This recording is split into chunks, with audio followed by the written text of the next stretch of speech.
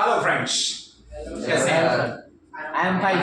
अच्छा, अभी हमारा चल रहा है आजकल बी चैप्टर, राइट? जिसको हम लोगों ने 3 हिस्सों में पढ़ने का डिसाइड किया था। सबसे पहले हमने पढ़ा था बी प्रेजेंट, उसके बाद हम लोगों ने पढ़ा था बी पास्ट, और आज हम लोग समझने वाले हैं B future. Got it?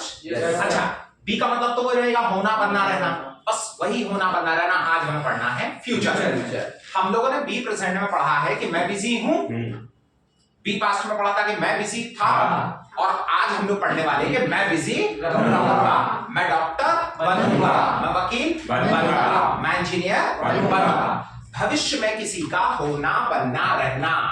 B और इस चैप्टर को हम लोग पढ़ने वाले हैं फ्यूचर। Got it? मतलब भविष्य में किसी का होना बनना रहना, बी फ्यूचर। Got it? अच्छा, भविष्य में किसी का होना बनना रहने का मैं डॉक्टर बनूंगा, वकील बनूंगा, इंजीनियर बनूंगा। सबसे पहले हमें इसमें क्या लिखना पड़ता है? First we have to use subject. सभी लोग जानते हो, I, you, we, he, she, जिसके बारे में बात हो रही है, दैट्स कॉल्ड द सब्जेक्ट। फिर फ्यूचर में हम लोगों को लिखना पड़ता है शैल या फिर विल। Got it? अच्छा, शैल का और विल का आप लोगों ने नाम तो सुना ही होगा। जो शैल और विल होते हैं ना, ये पहचान होते हैं। किसकी पहचान होते हैं? फ्यूचर। आप अगर पूरी इंग्लिश में फ्यूचर नाम का कोई भी चैप्टर पढ़ोगे तो वहां पर आपको शैल या विल कोई ना कोई जरूर मिलेगा, और जैसे ही आपको शैल या विल कहीं भी दिख जाए, आप तुरंत पहचान जाना कि ये तो फ्यूचर का है। Got it? इसलिए इसके साथ में हमें लिखना पड़ेगा बी। Got it? तो ये हो गया शैल बी, विल बी। क्या हो गया? Shall be, will be. अब ऐसा आपको हर जगह नहीं मिलेगा। Got it? अब लास्ट में क्या बचता है? ऑब्जेक्ट या फिर नाउन। Got it? अच्छा, शैल बी और विल बी लिखा जाएगा। अब शैल का यूज हम लोग कब करते हैं और विल का यूज कब करते हैं? Got it? शैल का यूज होता है यदि हम लोग ग्रामर की दृष्टि से देखते हैं, यदि तो शैल का यूज होता है आई और वी के साथ में। किसके साथ में होता है? आई के साथ। शैल का यूज होगा आई और वी के साथ। आई शैल, वी शैल। Got it? और बाकी सभी के साथ में किसका यूज होगा? विल। आई और वी को छोड़ के बाकी जो भी सब्जेक्ट्स बचते हैं उन सभी के साथ में किसका यूज हो जाएगा? विल का। आई और वी को बस याद रखो, आई और वी को छोड़ के बाकी जो बचेगा उसके साथ में विल का यूज होगा। आजकल लेकिन थोड़ा सा रूल चेंज हो गया है। आजकल बोलने वाले, बात करने वाले लोगों ने क्या कर रखा है कि बोलने में, बात करने में शैल का यूज अब कोई नहीं करता है। शैल का यूज तो बंद ही कर दिया है।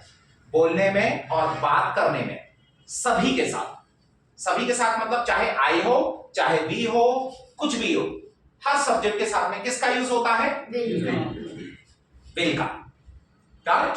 बोलने में सभी के साथ आजकल विल का यूज हो। I will, you will, we will, he will, she will, Rahul will, Priyanka will, दुनिया विल, जो सब विल। Got it? अच्छा, ऐसा क्यों करने लगे हम लोग? बोलने में सभी के साथ विल का यूज क्यों करते हैं? क्योंकि विल में किसी भी काम को करने का पक्का होता है। क्या होता है? पक्का। इसमें एक प्रॉमिस होता है, इसमें एक श्योरिटी होती है। Got it?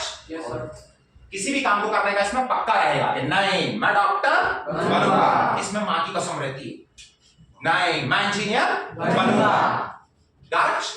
तो हम लोग बोलने में सभी के साथ में किसका यूज करेंगे? विल का। तो बोलो आई विल बी।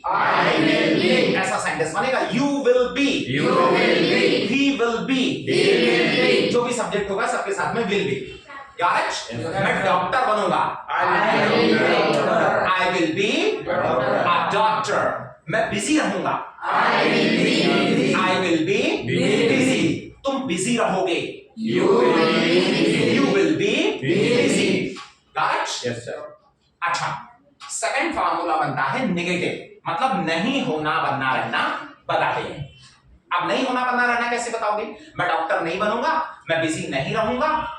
नहीं के लिए हम लोगों ने क्या डिसाइड किया था? नॉट लगाते हैं, और नॉट हमेशा थर्ड प्लेस पे आता है। Got it? Not is always put at third place. कुछ नहीं करना, इसी फॉर्मूले में तीसरे स्थान पे नॉट लगा देना। तीसरा स्थान कहां आ रहा है? शैल और विल के बाद यहां पर। Got it? First we have to use, पहले क्या आएगा? Subject. Then we have to use shall will. Third place पे क्या लगा दिया? Noun. फिर क्या बचा? Object. Then we have to use object और नाउन। Got it? तो अगर आई होगा तो क्या बोलना पड़ेगा? I will not be. अगर यू है तो You will not be. ऐसा आप लोगों ने बहुत कम बोला, इससे थोड़ा बोलने की हैबिट बनाना पड़ेगी, तो बोलने में ज्यादा इजी रहेगा आपको, है ना? बोलो, I will not be. You है तो? You will not be. You will not be. He है तो? He will not be. She है तो? She will not be. She will not be. Rahul है तो? Rahul will not be. Priyanka है तो? Priyanka will not be. Priyanka will not be. Got it? Yes. मैं doctor नहीं बनूंगा। I will not be. I will not be a doctor. मैं व्यस्त नहीं रहूंगा। I will not be. I will not be busy. I will not be busy. Got it? अच्छा, next. अब इसका जो नेक्स्ट फॉर्मूला आएगा इंट्रोगेटिव। इंट्रोगेटिव मतलब जिसमें हम लोग क्वेश्चन करेंगे, क्या तुम डॉक्टर बनोगे, क्या तुम व्यस्त रहोगे। Got it, everyone? अच्छा, हम लोग क्वेश्चन करने के लिए क्या करते हैं, जैसे हम लोगों ने प्रेजेंट में इज एम आर को आगे कर दिया था, सब्जेक्ट को पीछे कर दिया था। पास्ट में हम लोगों ने वॉज वर को आगे कर दिया था, सब्जेक्ट को पीछे कर दिया था। याद आया? Yes, sir. Got it? अब फ्यूचर में हम लोग क्या करेंगे, जो शैल और विल है इसको आगे करके और सब्जेक्ट को हम लोग पीछे डालेंगे। क्लियर? अच्छा, पहले क्या जाएगा, first we have to use shall will, उसके बाद हम लोग क्या लिखेंगे, then we have to use be, तो क्या हो जाएगा, विल यू बी। क्या बोलना पड़ेगा, Will you be? Will you be. Will you be? और लास्ट में क्या बचता है फिर, ऑब्जेक्ट या फिर Noun. Noun. Got Yes, it? sir. क्या तुम डॉक्टर बनोगे, Will you be a doctor? Will you be doctor. बोलो, will you be. Will you be? ये थोड़ा सा बोलने की हैबिट बना लो, will you be, Will you be? Will you be, Will you be? क्या तुम डॉक्टर बनोगे, Will you be a doctor? Will you be a doctor, Will you be a doctor? क्या तुम व्यस्त रहोगे, Will you be busy? Will you be busy. Got it everyone? Yes, sir. अब बारी आती है लास्ट फॉर्मूले की, जिसमें पूछना भी है और नहीं भी आएगा। क्या तुम डॉक्टर नहीं बनोगे, क्या तुम व्यस्त नहीं रहोगे, means interrogative plus negative. Got it everyone? तो शैल विल तो पहले रहेगा क्योंकि पूछना है, शैल विल आगे रहेगा और तीसरे स्थान पे नॉट लगाना है, तो सब्जेक्ट के बाद यहां थर्ड प्लेस पे क्या लगा देंगे, got it? Yes. First we have to use, पहले क्या जाएगा, shall will, then we have to use subject और थर्ड प्लेस पे फिर बी और लास्ट में क्या बचता है, ऑब्जेक्ट या फिर नाउन, देन क्वेश्चन मार्क। क्या तुम डॉक्टर नहीं बनोगे, will you not be doctor. क्या तुम व्यस्त नहीं रहोगे, will you not be busy. Got it everyone? Yes. समझ में आ गया? अच्छा, ये हो गया हमारा बी फ्यूचर, मतलब बी को हम लोग तीनों पार्ट में पढ़ चुके हैं, प्रेजेंट में भी, पास्ट में भी और फ्यूचर में भी। Got it? अच्छा, बी चैप्टर में कुछ खास बातें हैं, वो हमेशा याद रखना।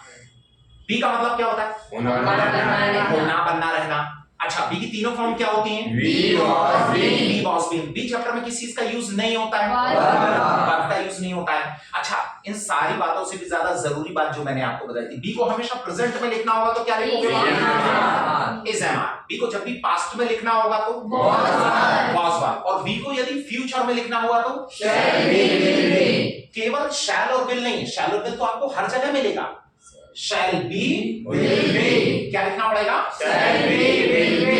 करेक्ट? बी को जब भी फ्यूचर में लिखना होगा तो शैल बी और will be. Correct everyone? Yes, इन बातों का विशेष ध्यान रखिए। अब ये बी चैप्टर हमारे अगले चैप्टर्स में बहुत यूजफुल रहेगा, ये बहुत सारे चैप्टर्स को आसान बना देगा, आपकी पूरी इंग्लिश को बहुत सरल बना देगा ये चैप्टर। बस जो बातें इसमें है वो आपको याद रखनी है। Correct everyone? Yes, sir. Thank you.